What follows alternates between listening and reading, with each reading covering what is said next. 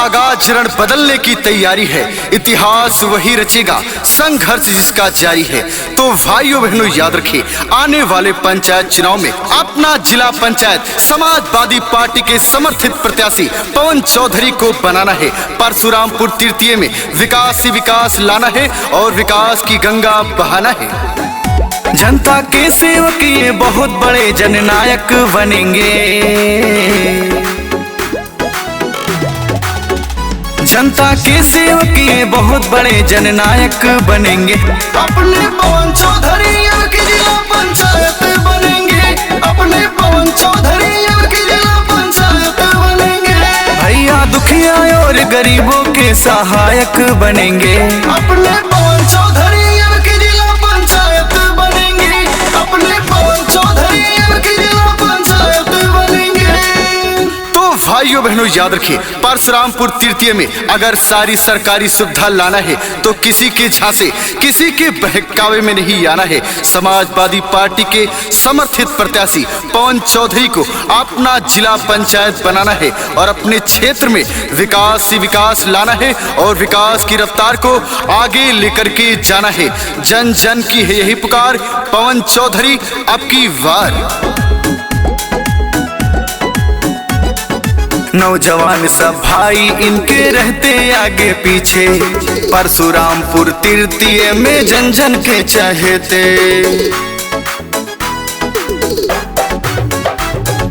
नौजवान सब भाई इनके रहते आगे पीछे, परशुरामपुर तृतीय में जन जन के चहेते। सबका भला करेंगे भैया जब उस लायक बनेंगे। सबका भला करेंगे भैया जब उस लायक बनेंगे। अपने पवन चौधरी के जिला पंचायत बनेंगे। अपने पवन चौधरी के जिला पंचायत बनेंगे। दादा ने ठाना है, दादी ने ठाना है, माताओं ने ठाना है, बहनों ने ठाना है, इस बार भूल नहीं जाना है।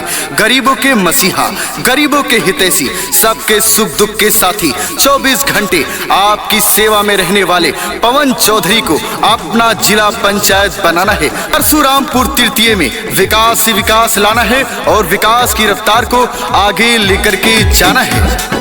जिला भरे के नेता मंत्री से इनके पहचान बा, केहू कोनो काम रुकी ना ई पक्का जुबान बा। जिला भरे के नेता मंत्री से इनके पहचान बा, केहू कोनो काम रुकी ना ई पक्का जुबान बा। गरीबों मजलूमों के भैया सहायक बनेंगे।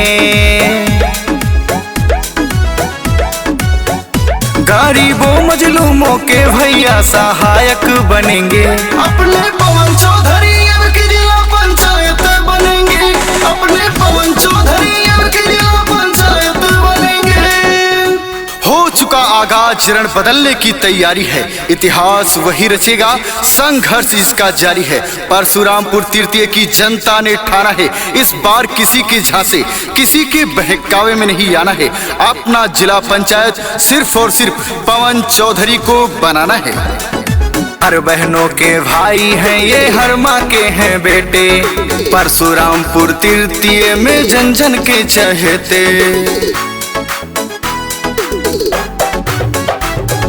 हर बहनों के भाई हैं ये, हर माँ के हैं बेटे, परशुरामपुर तृतीय में जन जन के चहेते।